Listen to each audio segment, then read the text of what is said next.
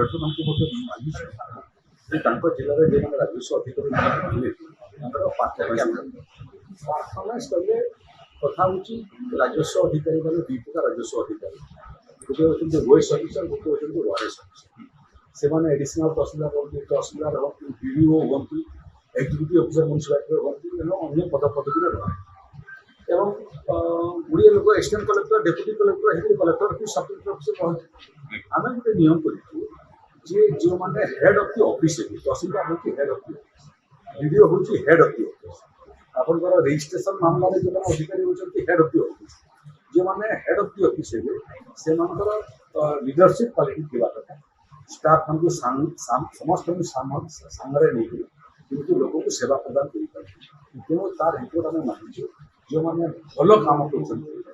भल जगह अवस्थापित कर जो मैंने काम आदौ संतोषजनक नुह गौण जगह अवस्थापित